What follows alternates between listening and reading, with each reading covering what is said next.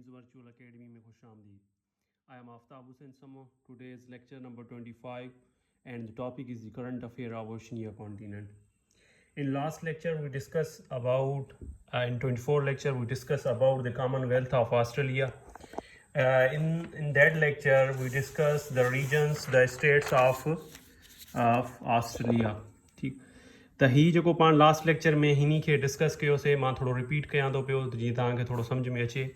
त ऑस्ट्रेलिया जेको Oceania continent जो सभ खां वॾो लार्जेस्ट आइलैंड आहे, ठीकु आहे, ऐं उनजो कॉमनवेल्थ ऑफ ऑस्ट्रेलिया उनजो ऑफिशियल नालो आहे, ठीकु आहे, ऐं कैपिटल उनजो छा आहे, कैनबेरा आहे. Canberra is the capital of GK. अच्छा, world oldest and flattest driest inhabitant continent with some least, ऐं कुझु जेको आहे उनजो फर्टाइल सॉइल बि आहे. लार्जेस्ट सिटी जेको आहे उनजो सिडनी आहे. इहो GK जो सुवालु आहे. ऐं करंसी जेका आहे डॉलर आहे. अच्छा, हिन खे कुझु आइलैंड्स बि साइड में लॻंदा, जीअं तव्हां हिते ॾिसंदा हूंदा अशोर, कार्टर आइलैंड ऐं मुख़्तलिफ़, ऐं हेॾां सीज़ बि लॻनि ॾिसंदा, कोरल सीज़ आइलैंड्स वग़ैरह बि अथसि. ठीकु आहे.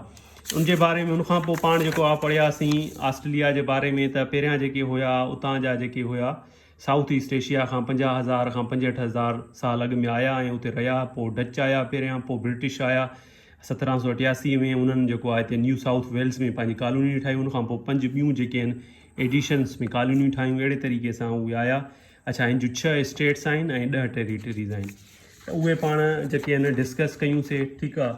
हाणे कम टू द पॉइंट. त सभ खां पहिरियां कल्ह बि पाण थोरो डिस्कस कयोसीं, त हाणे पहिरियां ऑस्ट्रेलिया खे डिस्कस कयूं था. Australia is the island, larger island in Oceania continent. ठीकु आहे. लार्जर आइलैंड आहे ओशनिया कॉन्टिनेंट में. अच्छा, हिते प्रेसिडेंट कोन्हे. ही मोनार्की सिस्टम जेको बादशाह जो सिस्टम आहिनि, जेकर ही कॉमनवेल्थ ऑफ ऑस्ट्रेलिया आहे, means there is a monarchy of British Empire. छाकाणि त ही ब्रिटिश अंडर कंट्रोल में रहिया. हाणे चार्ल्स 3 जेको आहे 8 सेप्टेम्बर 2022 खां वठी करे हू उतां जो बादशाह आहे. जेके कॉमनवेल्थ कंट्रीज़ आहिनि उन्हनि में ही बि अची था वञनि ऑस्ट्रेलिया. ऐं horn Anthony Albanese 31 prime minister आहे कंहिंजो, ऑस्ट्रेलिया जो. ठीकु आहे. ऐं कैपिटल जेका आहे उनजो कैनबेरा आहे ऐं डॉलर जेको आहे उनजी करंसी आहे. तव्हांखे मां कल्ह ॿुधायो हुयो उनजा रीजन्स हुया कुझु ऑस्ट्रेलिया जा, जेके तव्हांखे मूं लेक्चर में ॿुधाया हुया. ठीकु आहे. ही जेके कुझु स्टेट्स हुयूं, ठीकु आहे, ही पाण कल्ह डिस्कस कयासीं. त ऑस्ट्रेलिया जूं New South Wales, Victoria, Queensland, Western Australia, Tasmania ऐं इहे. ठीकु आहे. इन जे बारे में पाण काफ़ी पढ़ी वियासीं. त मां चयो त इन खे थोरो डिस्कस कयो, इन जी करंट अफेयर खे बि. उनखां पोइ न्यूज़ीलैंड. तव्हांखे ख़बर आहे न्यूज़ीलैंड बि इम्पॉर्टेंट कंट्री आहे छाजी, ओशनिया कॉन्टिनेंट जी. ठीकु आहे. ओशनिया कॉन्टिनेंट जेको तव्हांखे मूं ॿुधायो हुयो, हाणे पाण थोरो मैप ते हलूं था पिया ओशनिया कॉन्टिनेंट में. त ही ऑस्ट्रेलिया हुयो. ही जेको ऑस्ट्रेलेशिया जेको पहिरियों रीजन हुयो उन में ही हिते न्यूज़ीलैंड हुयो. ही वारो रीजन ही न्यूज़ीलैंड आहे. ठीकु आहे. न्यूज़ीलैंड बि इम्पॉर्टेंट कंट्री आहे. इहो कहिड़ी ऑस्ट्रेलेशिया रीजन में अची थो वञे पियो. ठीकु आहे. उनमें हिकु ऑस्ट्रेलिया हो, उनखे पाण डिस्कस कयोसीं. ही न्यूज़ीलैंड आहे. हाणे हिन जो न्यूज़ीलैंड जो पाण प्राइम मिनिस्टर ॾिसूं त प्राइम मिनिस्टर न्यूज़ीलैंड जो जेको आहे क्रिस्टोफर लक्ज़ेन आहे. ठीकु आहे. ऐं चार्ल्स 3 हिते बि छा आहे, ही बि कॉमनवेल्थ में अचे थो पियो. इन जे करे इहो छा आहे, चार्ल्स 3 हिन जो किंग आहे. ऐं कैपिटल हिन जो छा आहे, विलिंगटन. विलिंगटन जेको आहे हिन जो छा आहे, कैपिटल आहे. ऐं डॉलर जेको आहे हिन जी करंसी आहे. उनखां पोइ आहे पापा न्यू गाइना. हाणे तव्हांखे मां ही मैप में ॾेखारियां पापा न्यू गाइना. त ही जेको आहे हिन में ही ओवरलैप थियनि पिया कुझु. सोलोमन हे जेको हुयो न सेकेंडरी जो मेलिनेसिया, इन सां ही ओवरलैप थिए पियो मेलिनेसिया सां. कंहिंसां ही पापा न्यू गाइना जेको स्टार्ट थिए पियो न, इन जे वेस्ट साइड खां मेलिनेसिया हितां खां स्टार्ट थिए पियो. त ही कुझु हिन जो ऑस्ट्रेलेशिया जो रीजन ऐं कुझु मेलिनेसिया जो कुझु ओवरलैप थियनि पिया. हाणे इहो बि हिते ई कंट्री आहे ही पापा न्यू गाइना. हीअ ऑस्ट्रेलिया जे मथां. त इहो इम्पॉर्टेंट कंट्री आहे, हिन जी बि ख़बर हुजणु खपे. त पापा न्यू गाइना हिते बि जेको किंग आहे चार्ल्स 3 आहे सिंस 8 सेप्टेम्बर 2022 खां वठी. ऐं प्राइम मिनिस्टर आहे जेम्स मोराबी. ठीकु आहे. सिंस 2019 खां. ऐं हिन जी जेको तव्हांखे ख़बर आहे त पोर्ट मोर्सबी इहो जेको आहे उनजो कैपिटल आहे. ऐं कीना जेका आहे उनजी करंसी आहे. त अहिड़े तरीक़े सां उनखां पोइ पाण हाणे नारो हिकु आइलैंड कंट्री आहे, ठीकु आहे न, आइलैंड आहे।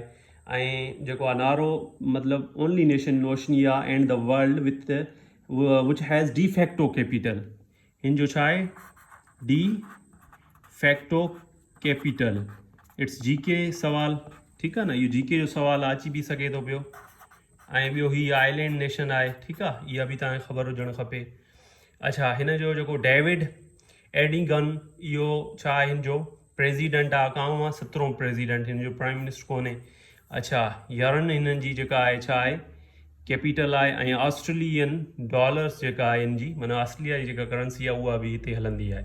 हीअ आइलैंड कंट्री आहे ऐं हीअ अक्सर ईंदो आहे डी फैक्टो कैपिटल। इहो तव्हांजो सवाल MCQs GK में अची सघे थो पियो। उनखां पोइ पाण हलंदासीं फिजी।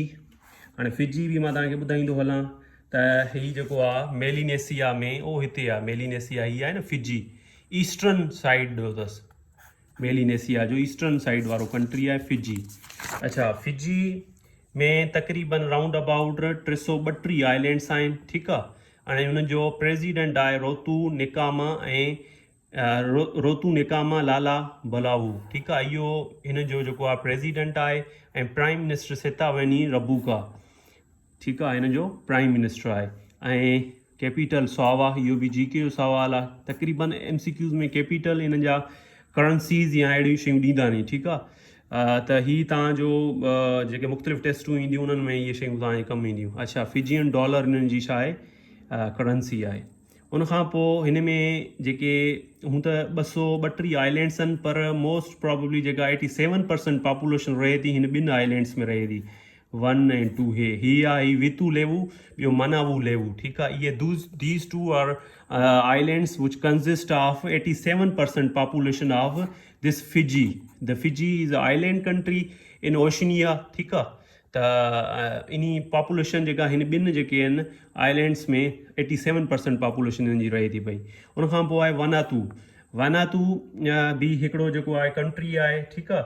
उहो बि तव्हांजो हिन में हिन ओशनिया कॉन्टिनेंट में आहे। त उनजो जेको प्रेसिडेंट आहे उहो केरु आहे, नेकेनकी, ठीकु आहे, वोराबुरू। 10th प्रेसिडेंट आहे सेंस 23 जुलाई 2022 खां वठी करे। इहो हिननि जो छा आहे, प्रेसिडेंट आहे। ऐं प्राइम मिनिस्टर चार्लोट सरावी। ऐं हिननि जी जेका कैपिटल आहे पोर्ट विला। ऐं वतू जेको आहे हिननि जी करंसी आहे। उनखां पोइ आहे सोलोमन आइलैंड बि ही बि मेलिनेसिया रीजन में अचे थो पियो, ठीकु आहे। त सोलोमन आइलैंड हिकु आइलैंड आहे। उनजो जेको आहे प्राइम मिनिस्टर कहिड़ो आहे, प्राइम मिनिस्टर जेरिमा मेनेली, ठीकु आहे। ऐं हनोरिया उनजो जेको आहे कैपिटल आहे। ऐं सोलोमन आइलैंड डॉलर जेको आहे हुननि जी करंसी आहे। त हिन लेक्चर में जेको पाण जेके ओशनिया कॉन्टिनेंट जा जेको हिकिड़ो इम्पॉर्टेंट कॉन्टिनेंट आहे, ठीकु आहे, स्मॉलेस्ट कॉन्टिनेंट आहे, उन जी पाण उन्हनि जा जेके कंट्रीज़ आहिनि जीअं ऑस्ट्रेलिया, न्यूज़ीलैंड, इन्हनि जा अक्सर प्रेसिडेंट, प्राइम मिनिस्टर या इन्हनि जा कैपिटल करंसीज़ GK जे हिसाब सां तव्हां खां सवाल पुछंदा नी।